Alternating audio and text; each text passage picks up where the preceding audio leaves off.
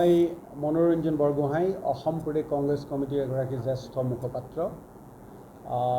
মই আজি আপোনালোকৰ এই সংবাদমেলত কেইটামান স্পৰ্শকাতৰ বিষয়ে মোৰ প্ৰতিক্ৰিয়া প্ৰকাশ কৰিব বিচাৰিছোঁ।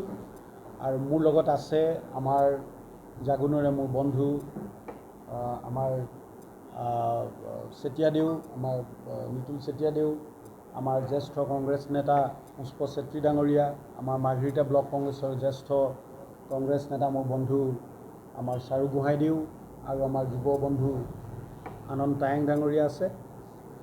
কথাটো হ'ল যে আজিৰ পৰা কিছুদিন আগত মুঠতে 28 জুলাই তাৰিখে মাৰ্ঘেৰিটাৰ ট্ৰাইবেল সংঘ নামৰ এই সংঘটিয়ে মোৰ বিৰুদ্ধে এটা প্ৰটেষ্ট ৰেলী কৰিছিলে জাগুনত, আৰু তেখেতসকলে যিবোৰ অভিযোগ মোৰ বিৰুদ্ধে আনিছিলে তাৰ পৰিপ্ৰেক্ষিততে মই মোৰ কথাখিনি ক্লিয়াৰ কৰিব বিচাৰিছোঁ।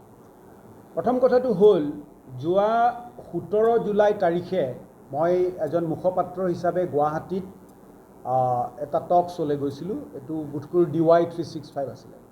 সেই টক শ্ব'ত উচ্ছেদৰ বিষয়ে এটা কথোপকথন হৈ আছিলে, যিটো গোটেই ৰাজ্যখনত বিশেষকৈ নামনি অসমত উচ্ছেদ অভিযান চলি আছে চৰকাৰৰ দ্বাৰা, আপোনালোকে জানে। এই প্ৰসংগত বিজেপিৰ যিগৰাকী মুখপাত্ৰ আছিলে তেখেতে মোক বা আমাৰ দলক আক্ৰমণ কৰি বহুবোৰ কথা কৈ আছিলে। আৰু যিহেতু মই দলক প্ৰতিনিধিত্ব কৰি তাত মুখপাত্ৰ হিচাপে গৈছোঁ, গতিকে তেখেতৰ কথাও মই যুক্তি সহকাৰে মই সেইখিনি প্ৰতিহত কৰিবলৈ চেষ্টা কৰিছিলোঁ। এতিয়া সেই গোটেই শ্ব'টো আছিলে 45 মিনিট সময়ৰ শ্ব', আৰু মই হয়তো 16-17 মিনিট কথা কৈছোঁ 2-3টা এপিছডৰ ভিতৰত। কিন্তু ইয়াতে ট্ৰাইবেল সংঘই যিটো মোৰ ওপৰত অভিযোগ আনিছে যে ইয়াত থকা খিলঞ্জীয়া ভূমিপুত্ৰসকলক বা ট্ৰাইবেলসকলক, জনগোষ্ঠীয় লোকসকলক মই অপমান কৰিছোঁ, তেওঁলোকক মই বাহিৰৰ পৰা অহা মানুহ বুলি কৈছোঁ, সন্দেহযুক্ত বুলি কৈ তেওঁলোকক অপমান কৰিছোঁ, এনেকুৱা ধৰণৰ এটা অভিযোগ তেখেতসকলে মোৰ ওপৰত দিছে। এতিয়া কথাটো হ'ল, সেই গোটেই ভিডিঅ'টো তেওঁলোকে মাত্ৰ 3 ছেকেণ্ডৰ এটা ভিডিঅ', এটা কিয়দংশ তেওঁলোকে কাৰোবাক দেখুৱাই অলপ ইয়াৰ যিখিনি স্থানীয় মানুহ, সৰ্বসাধাৰণ মানুহ, তেওঁলোকক অলপ মিছলিড, অলপ ভুল পথে পৰিচালিত কৰিছে বুলি মই ক'ব খোজোঁ।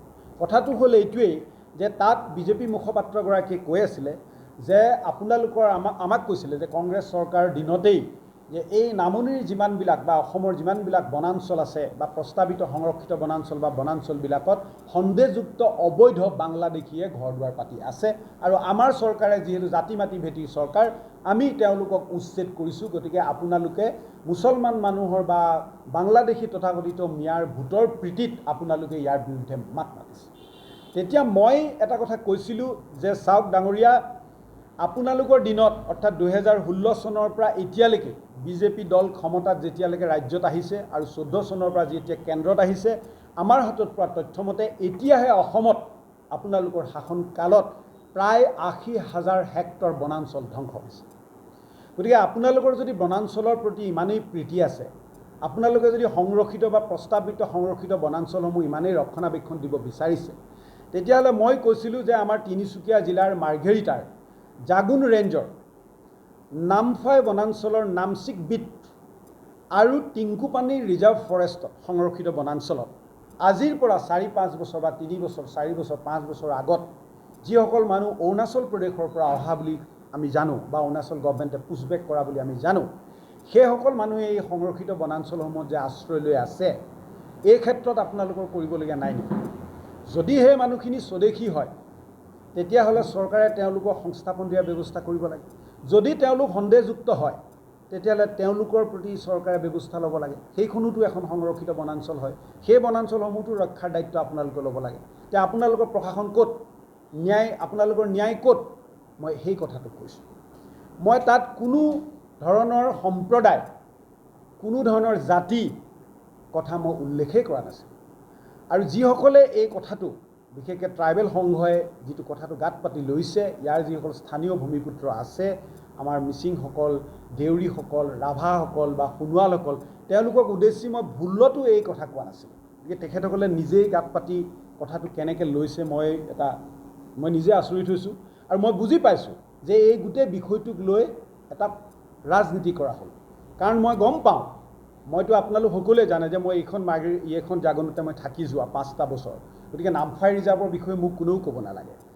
ইয়াত দুজন বিজেপি নেতাই তৃণমূলৰ কৰ্মী মাৰ্ঘেৰিটাৰ বিজেপি নেতাৰ লগত সঘন যোগাযোগত আছে আৰু তেওঁলোকে গোটেই বিষয়টো অৰ্গেনাইজ কৰি আমাৰ এগেইনষ্টত এটা পলিটিকেলাইজ এটা মুভ এটা সৃষ্টি কৰিব বিচাৰিছে। কাৰণ 17 তাৰিখে কোৱা কথাটো মই টক শ্ব'ত কোৱা কথাটো মই যদি ইমান কিবা নক'বলগীয়া বা মানুহৰ হৃদয়ত বা স্বাভিমানত আঘাত সন্দা কথা ক'লোহেঁতেন, তেতিয়াহ'লে তাৰ প্ৰতিক্ৰিয়াটো 24 ঘণ্টা বা 48 ঘণ্টা বা 72 ঘণ্টাৰ ভিতৰত হ'ব লাগিছিলে। তাৰ প্ৰতিক্ৰিয়াটো কৰিবৰ কাৰণে 11 দিন সময় কিয় লাগিলে? তাৰমানে তেওঁলোকে অৰ্গেনাইজ কৰিছে আৰু মোৰ হাতত এইবিলাক তথ্য আছে, মোৰতো বহুত মানুহৰ লগত যোগাযোগ আছে, আপোনালোকে জানে। গতিকে মই ট্ৰাইবেল সংঘলৈ মই এইটো এটা আহ্বান মই জনাম, পিছত মই কৈ আছোঁ। এতিয়া মই কথাটো কৈছোঁ, যিটো নামফাই সংৰক্ষিত বনাঞ্চলত নামফাই আমি যিখন নামফাই গাঁও বুলিলে বুজোঁ, যিখন ফৰেষ্ট ভিলেজ, সেইখন বহু পুৰণা গাঁও। তাত মূৰ লগা বগা মানুহ তাত আছে, আমাৰো আছে। আৰু এই যিটো ৰিজাৰ্ভৰ যিসকল এতিয়া মিচিং, দেউৰী, ৰাভা, সোণোৱাল যিসকল আমাৰ খিলঞ্জীয়া ভূমিপুত্ৰসকল বহি আছে, সেইসকল মানুহ আজিকালি অহা মানুহ নহয়। সেইসকল কেতিয়া আহিছে? সেইসকল যেতিয়া পূৰ্বৰ অগপ চৰকাৰত যেতিয়া স্পীকাৰ অৰ্থাৎ তেওঁলোকৰ বিধানসভাৰ অধ্যক্ষ আছিলে গণেশ কুটুম ডাঙৰীয়া অধ্যক্ষ হৈ থাকোঁতেই সেইসকল ব্ৰহ্মপুত্ৰৰ উত্তৰ পাৰৰ বিভিন্ন মানুহ বান গৰাখহনীয়াত বিধ্বস্ত হোৱা মানুহ ইয়ালৈ আহিছিলে আৰু তেওঁলোকক চৰকাৰে সংস্থাপিত কৰিছিলে।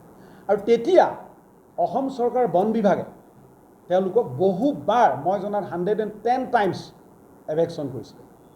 পৰৱৰ্তী সময়ত যেতিয়া 2001 চনত তৰুণ গগৈ ডাঙৰীয়াৰ নেতৃত্বত যেতিয়া আমাৰ কংগ্ৰেছৰ চৰকাৰ হৈছিলে, তাৰপিছত 2007ত মোৰ মনত আছে প্ৰদ্যুৎ বৰদলৈ ডাঙৰীয়া ইয়াৰ যেতিয়া স্থানীয় বিধায়ক, সেই সময়ত তেওঁ বন বিভাগৰ মন্ত্ৰী আছিলে, তেতিয়াও বন বিভাগে এভেকশ্যন অব্যাহত ৰাখিছিলে। লেখাপানী ফৰেষ্ট আইবিত এখন সভা হৈছিলে, মই আছিলোঁ তাত। তেতিয়া বনমন্ত্ৰী প্ৰদ্যুৎ বৰদলৈৰ সাক্ষাতত এই নামফাই নতুনকৈ ৰিজাৰ্ভটো ভাঙি, আগৰখিনি কথা মই কোৱাই নাই, নতুনকৈ ৰিজাৰ্ভটো ভাঙি যিসকল লোকে তাত আশ্ৰয় লৈছিলে, তেওঁলোকৰ এখন ট্ৰাকত সৰু ল'ৰা ছোৱালী, মহিলা, পুৰুষ চব যেনেকৈ ঘৰত কাম কৰি আছে তেনেকৈ আহি বনমন্ত্ৰী ডাঙৰীয়াক এখন মেমৰিণ্ডাম দিছিলে যে ছাৰ, আমাক আপোনালোকে চৰকাৰে এভেকশ্যন নকৰিব, আমি এই আনি নাপাওঁ, আমি মেলেৰিয়াত মৰিছোঁ, আমাৰ ল'ৰা ছোৱালী শিক্ষা নাই, আমি থাকিবলৈ আশ্ৰয় নাই, কাৰণ আমাৰ ঘৰ দুৱাৰ বানপানীয়ে লৈ গৈছে, আমাৰ গৰাখহনীয়াত সৰ্বশ্ৰান্ত হৈছোঁ, আমিতো অসমৰ ভূমিপুত্ৰ, আমি মিচিং, দেউৰী, ৰাভা, সোণোৱালকেইটা জানো আমি বিদেশী বা বাংলাদেশী? আমিতো অসমৰ ভূমিপুত্ৰ। তো আপোনালোকে যেনেকৈ বনাঞ্চল ৰক্ষাৰ আপোনালোকৰ দায়িত্ব আছে, ঠিক তেনেকৈ আমাকোতো আপোনালোকে সুৰক্ষা দিয়া, আশ্ৰয় দিয়া আপোনালোকৰ কি দায়িত্ব নাই জানো? মই কাষত থিয় হৈ আছোঁ, মোৰ আজিও স্পষ্ট মনত আছে। তেতিয়া প্ৰদ্যুৎ বৰদলৈ ডাঙৰীয়াই কি কৈছিলে যে চাওক, মই বন মন্ত্ৰী আৰু মোৰ সমষ্টিৰ এখন সংৰক্ষিত বনাঞ্চল যদি কোনোবা মানুহে কাটি পাৰি পেলায়, মইতো সমালোচিত হওঁ, মোৰোতো দায়িত্ব আছে। মই আপোনালোকৰ আৱেগ, আপোনালোকৰ স্বাভিমান মই বুজি পাইছোঁ। গতিকে আপোনালোকে এতিয়াৰ পৰা নিৰাপদে ইয়াতে থাকক। লগে লগে তেওঁ forest commissioner, CCF, PCCF, DF সকলোকে ফোন কৰিছে যে কালিলৈৰ পৰা তাত এভিকশ্যন কৰিব নালাগে। আৰু সেই মানুহখিনি তাত এঘৰ দুঘৰকৈ লাহে লাহে তেওঁলোকে সংস্থাপিত হ'ল। আৰু পৰৱৰ্তী সময়ত আমাৰ চৰকাৰ দিনতেই সেই মানুহখিনিৰ কাৰণে আমি গাঁৱত ইলেক্ট্ৰিচিটি প্ৰভাইড কৰিছোঁ, LP স্কুল দিছোঁ, সেই মানুহখিনিক মহিলাখিনিক কাৰোবাক অংগনবাদী কৰ্মী সংস্থাপন দিছোঁ, কাৰোবাক সহায়িকা দিছোঁ, কাৰোবাক ৰান্ধনি দিছোঁ। এনেধৰণে মানুহখিনিৰ লগত সুখে দুখে যোৱা 2টা দশক ধৰি আমিতো আছোঁ। গতিকে ট্ৰাইবেল সংঘই অভিযোগ কৰাৰ দৰে আমি কেতিয়াৰ পৰা ট্ৰাইবেল বিদ্বেষী হ'লোঁ বা আমি কেতিয়া জনগোষ্ঠীয় বিদ্বেষী হ'লোঁ? এইটোতো একেবাৰে গোকাত অযুক্তিকৰ কথা, হাস্যকৰ কথা। আৰু মই ক'ব খুজিছোঁ যে তেওঁলোকে গাত পাতি লোৱাৰ কোনো যুক্তি এই কাৰণেই নাই, তেওঁলোকতো যোৱা 4-3 বছৰত অহা মানুহ নহয়। মইতো বাৰে কৈ আছোঁ যে যোৱা 4-5 বছৰৰ ভিতৰত অৰুণাচলৰ পৰা পুছবেক কৰা মানুহখিনিৰ কথা কৈছোঁ। মই স্পেচিফিক জেগা মই কৈছোঁ। হয়, বনাঞ্চলখন নাম পায়, কাৰণ মেপত নামটো একেই আছে, কিন্তু তেওঁলোকে গোটেই বস্তুটো নিজৰ গালে টানি অনাটো মই দুৰ্ভাগ্যজনক বুলি ক'ব বিচাৰোঁ। আৰু এইটো ইয়াত মই কৈছোঁৱে যে এইটো এটা ৰাজনীতিকৰণ হৈছে। তাৰপিছত মই ক'ব খুজিছোঁ যে এতিয়া টিৰাপ ট্ৰাইবেল বেল্ট, এতিয়া ট্ৰাইবেল বেল্ট এণ্ড ব্লকবিলাক আপোনালোকেও জানে যে ব্ৰিটিছৰ সময়তে Tirap tribal belt and, Tirap বুলিয়ে নহয়, অসমত ট্ৰাইবেল বেল্ট এণ্ড ব্লকবিলাক সুৰক্ষিত কৰা হৈছে।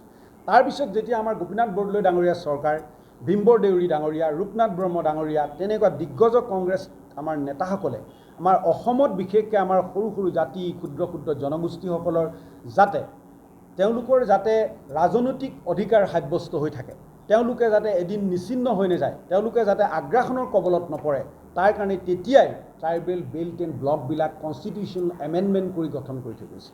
এতিয়া তিৰাপো তেনেকুৱা এটা ট্ৰাইবেল বেল্ট বুলি আমি সকলোৱে জানো। এতিয়া কথাটো হ'ল, এই তিৰাপ ট্ৰাইবেল বেল্টত বসবাস কৰি অহা যিসকল জনগোষ্ঠীয়, বিশেষকৈ পাৰ্বত্য জনগোষ্ঠীয় যিসকল লোক, পাছৰ মানুহখিনিতো পিছত আহিছে না, পাছৰ এইখিনি মানুহ মই যাৰ কথা ক'লোঁ এইসকল পিছত আহিছে। গোৰ্খাসকলো প্ৰায় স্বাধীনতাৰ আগে পিছে, বৰভূঞকৰ আগে পিছে ইয়ালৈ আহিছে, আমি সকলোৱে জানো। সেইখিনি মানুহক, যিসকল মানুহক ট্ৰাইবেল বেল্টত ভূমিৰ পট্টা দিয়েছিলে আমাৰ চৰকাৰে, সেইখিনি ট্ৰাইবেল বেল্ট গঠন হোৱাৰ আগত অহা মানুহৰ কাৰণে বহুতক আমি ভূমিৰ পট্টা সেই সময়ত আমাৰ চৰকাৰে দিছিলে। তাৰ পিছত ট্ৰাইবেল বেল্টৰ যিটো কনষ্টিটিউশ্যনেল ছেফগাৰ্ড আছে, সাংবিধানিক সুৰক্ষা আছে, সেইটো এমেণ্ডমেণ্ট নকৰাকৈ ইয়াত মাটিৰ পট্টা দিব পৰা নগৈছিল, আৰু সেইকাৰণে আমি সেইটো কথা দিব নোৱাৰিছিলোঁ। আৰু তেতিয়া প্ৰদ্যুৎ বৰদলৈ ডাঙৰীয়াই সেই সময়ৰ মুখ্যমন্ত্ৰী তৰুণ গগৈ ডাঙৰীয়াক কৈছিলে যে ছাৰ, বাকী যিবিলাক আমাৰ জনগোষ্ঠীক আমি অট'নমাছ কাউন্সিল দিছোঁ, স্বায়ত্তশাসন দিছোঁ, সকলোকে স্বায়ত্ত কি কাৰণে পঠিয়াই দিছে এই মানুহখিনি, সেই মানুহখিনি কোন কমিউনিটি, কোন কাষ্ট, ধৰ্মৰ বিষয়ে মই উল্লেখ কৰা নাই। মই কৈছোঁ যে মানুহ, আৰু তাতো থকাটোও হয়। আপোনালোক সকলোৱে জানে টিংকুপানীৰ ৰিজাৰ্ভত নামচিক বিটত যথেষ্ট সংখ্যক মানুহ ৩-৪ বছৰত সোমাইছে। তো সেইখিনি ক'ৰ মানুহ, কি মানুহ, মই সেইটোৱে কথা ক'বলৈ বিচাৰিছিলোঁ। মুখ্যমন্ত্ৰীয়ে কেবিনেটত ট্ৰাইবেল বেল্টৰ ৫টা জনগোষ্ঠীক আচলতে গোৰ্খা, কোচ ৰাজবংশী, আহোম, চাহ জনগোষ্ঠীকে কৰি তেখেতলোকে প্ৰটেক্টেড ক্লাছ হিচাপে ঘোষণা কৰিছে আৰু টকা দিয়াৰ ব্যৱস্থা কৰিব। হয়, তাৰ পাছতে ঘোষণা কৰা পাছতেই কিছুমান জনগোষ্ঠীয়ে, উল্লেখিত জনগোষ্ঠীসকলে তেখেতৰ আদৰণি জনাইছে, আনহাতে কিন্তু ইয়াত বসবাস কৰা জনগোষ্ঠীসকলে প্ৰতিবাদ সাব্যস্ত কৰিছে। এই বিষয়টোৰ ওপৰত যিটো খেলি হৈ আছে বৰ্তমান ট্ৰাইবেল বেল্টক লৈ মাৰ্কেটৰ সমস্যা, কংগ্ৰেছৰ টেগটো কি থাকিব? আমাৰ কথাটো হ'ল, চৰকাৰে এতিয়া এই বেল্টত যিসকলক মাটিৰ পট্টা দিয়াৰ কথা ঘোষণা কৰিছে, বা ইয়াত সোমাই থকা অন্যান্য যিসকল জনগোষ্ঠী, চাহ জনগোষ্ঠী, গোৰ্খা জনগোষ্ঠী, আহোম, কোচ, কলিতা, ৰাজবংশী, ৰাভা, যিসকলক মাটিৰ পট্টা দিয়াৰ সিদ্ধান্ত লৈছে, সেইটোত মোৰ বিশেষ ক'ব লগা নাই। এইটোৱে কৈছোঁ যে সেই সকলো ইয়াত ট্ৰাইবেল বেল্টতো আমাৰ বহু বছৰ দশক ধৰি থকা লোক, আৰু তেওঁলোকৰো মাটিৰ সমস্যা থকাটো হয়, ময়ো ভালকৈ জানো। গতিকে তেওঁলোকৰ এই দীৰ্ঘদিনীয়া সমস্যাটো চৰকাৰে সমাধান কৰিছে, সেইটো আদৰণীয় পদক্ষেপ, সেইটোত আমাৰ ক'ব লগা নাই। কিন্তু আমাৰ চৰকাৰলৈ এইটো অনুৰোধ থাকিব যে এজ ৱেল এজ সমান্তৰালভাৱে বাকীসকলক যেতিয়া মাটিৰ পট্টা দিছে, সমান্তৰালভাৱে এই ট্ৰাইবেল যিটো বেল্ট আছে, এই বেল্টটোত যিসকল ভূমিপুত্ৰ আছে, যিসকল পাৰ্বত্য আৰু ভৈয়াম জনগোষ্ঠী লোকসকল আছে, তেওঁলোকৰ যাতে কনষ্টিটিউশ্যনেল যিটো ছেফগাৰ্ড, যিটো সাংবিধানিক সুৰক্ষা সংবিধানে তেওঁলোকক দিছে, তাক বিঘ্নিত নোহোৱাকৈ, তেওঁলোকৰো যাতে ৰাজনৈতিক অস্তিত্ব বিপন্নতাত নুভোগে, তেওঁলোকে যাতে এদিন অস্তিত্বহীনতাত নুভোগে, তাৰ প্ৰতিও সমান্তৰালভাৱে দৃষ্টি দিয়াটো চৰকাৰৰ দায়িত্ব বুলি আমি ভাবোঁ।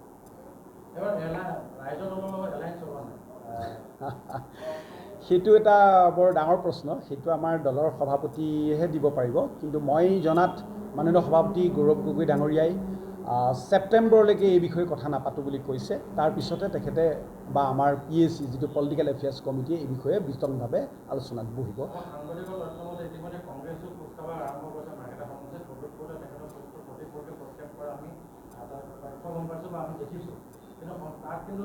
স্বাধীনতা দিছোঁ তেওঁলোকক, আমি তেওঁলোকৰ নিজৰ প্ৰগতিবিলাক যাতে খৰতকীয়া হয় তাৰ কাৰণে আমি ব্যৱস্থা লৈছোঁ। গতিকে তিৰাপত থকা জনগোষ্ঠীসকলকো কাৰণে এখন স্বায়ত্তশাসিত পৰিষদ দিব লাগে। কিন্তু সমান্তৰালভাৱে সেই সময়ত আপোনালোকে মনত পেলাওক, সমান্তৰালভাৱে ট্ৰাইবেল বেল্টৰ অট'নমাছ ডিমাণ্ড কাউন্সিলৰ বিৰোধিতা কৰি এচাম মানুহে অলপ হিংসাত্মক ঘটনা সৃষ্টি কৰিলে, যাৰ পৰিপ্ৰেক্ষিতত সেই বস্তুটো সীমানতে চৰকাৰে বন্ধ কৰি দিবলৈ বাধ্য হ'ল। তাৰপিছতো কিন্তু আমি এই জনগোষ্ঠীয় লোকসকলক আমাৰ চৰকাৰৰ দিনত আমি ডেভেলপমেণ্ট কাউন্সিল দিছিলোঁ, আনকি আমি গোৰ্খাসকলকো ডেভেলপমেণ্ট কাউন্সিল দিছিলোঁ। গতিকে মই ট্ৰাইবেল সংঘক প্ৰশ্ন কৰিব বিচাৰোঁ, কি যুক্তিত আপোনালোকে আমাক জনগোষ্ঠীয় বিদ্বেষী বুলি ক'লে, ট্ৰাইবেল বিদ্বেষী বুলি ক'লে? আৰে বাবা, এই জাগুনত যেতিয়া জাগুন গাঁও পঞ্চায়তৰ ইলেকশ্যন হয়, পঞ্চায়তত মহিলাকতো আমি আপোনালোকৰে দেউৰী এগৰাকী বোৱাৰীক আমি পঞ্চায়তলৈ আগবঢ়াই দিছিলোঁ সভানেত্ৰী পদৰ কাৰণে। আমি আপোনালোকৰ ট্ৰাইবেলৰ মহিলাকে আমি আঞ্চলিক পঞ্চায়তলৈ ঠেলি দিছিলোঁ। এতিয়া আমিতো উন্নয়নৰ সকলোতে ক্ষেত্ৰতে আপোনালোকক অংশীদাৰ কৰি লৈছিলোঁ। এতিয়া আপোনালোকে যিটো যুক্তি দিছে, এই যুক্তি মই নৎসাত কৰিছোঁ, আৰু ই দুৰ্ভাগ্যজনক বুলি ক'ব খুজিছোঁ, আৰু ই এটা তৃতীয় শ্ৰেণীৰ ৰাজনীতি আপোনালোকে কৰিবলৈ বিচৰা বুলি মই ক'ব খুজিছোঁ। এতিয়া মই ক'ব খুজিছোঁ যে মাৰ্ঘেৰিটা ট্ৰাইবেল সংঘলৈ মই 3টা আহ্বান জনাইছোঁ। যদি আপোনালোকৰ সঁচাই আপোনালোকৰ জনগোষ্ঠীয় লোকসকলৰ প্ৰতি বা স্বগোষ্ঠীয় মানুহৰ প্ৰতি আপোনালোকৰ যদি প্ৰীতি আছে, আপোনালোকে যদি তেওঁলোকে যদি ৰাজনৈতিকভাৱে সাংবিধানিকভাৱে সুৰক্ষিত হৈ থকাটো ইয়াত বিচাৰে, তেতিয়াহ'লে আপোনালোকে চৰকাৰৰ ওচৰত টিৰাপ অট'নমাছ কাউন্সিল ডিমাণ্ড কৰক। 2 নম্বৰ কথা যে আমাৰ সকলোৰে এই অঞ্চলত থকা সৌ পাটকাই পৰ্বত, ইয়াৰ পাদদেশত থকা যিসকল বনাঞ্চল, যি সংৰক্ষিত বনাঞ্চলেই হওক বা প্ৰস্তাৱিত সংৰক্ষিত বনাঞ্চলেই হওক, এই বনাঞ্চলৰ জৈৱ বৈচিত্ৰ্য ৰক্ষা কৰা আমাৰ কি দায়িত্ব নাই? জনসাধাৰণ সচেতন নাগৰিক হিচাপে আমাৰ যেনেকৈ দায়িত্ব আছে, অকল বন বিভাগৰে নাই, আন লোকৰো আছে। তো আপোনালোকৰ আটাইতকৈ বেছি আছে, কাৰণ আপোনালোকৰ নাতি পুতি ভৱিষ্যত প্ৰজন্মৰ কাৰণে আমি এখন স্বাস্থ্যৱান ঠাই, এখন সুৰক্ষিত, এখন সুন্দৰ মাৰ্ঘেৰিটা, সুন্দৰ জাগুন টিৰাপ আমি যদি থৈ যাব বিচাৰোঁ, তেতিয়াহ'লে আমাৰ ঐতিহাসিক পাটকাই পৰ্বত আৰু ইয়াৰ পাদদেশত থকা এই যিটো জৈৱ বৈচিত্ৰ্য বা বায়'ডাইভাৰ্চিটি বুলি কোৱা হয়, ইয়াক সংৰক্ষণ কৰা আপোনালোকৰ দায়িত্ব আছে। এতিয়া আপোনালোকে সমান্তৰালভাৱে এই বনাঞ্চল ধ্বংসৰ বিৰুদ্ধেও আপোনালোকে মাৰ বান্ধি থিয় দিয়ক। এইটো মোৰ দ্বিতীয় আহ্বান। তৃতীয় আহ্বান আপোনালোকক কৈছোঁ, চাওক, ৰাজনীতি যদি কৰিব বিচাৰে উন্মুক্তভাৱে কৰিব, আৰু ৰাজনীতি কৰিলে সুস্থ সবল আৰু ৰাইজৰ হিতৰ কাৰণে ৰাজনীতি কৰিব। কাৰোবাক তুষ্টিকৰণ কৰিবলৈ গৈ, মানুহক বিপথে পৰিচালিত কৰিবলৈ গৈ, মানুহক ভুল পথে পৰিচালিত কৰিবলৈ গৈ তুষ্টিকৰণৰ ৰাজনীতিৰে এনেকুৱা ধৰণৰ লেতেৰা ৰাজনীতি নকৰিব।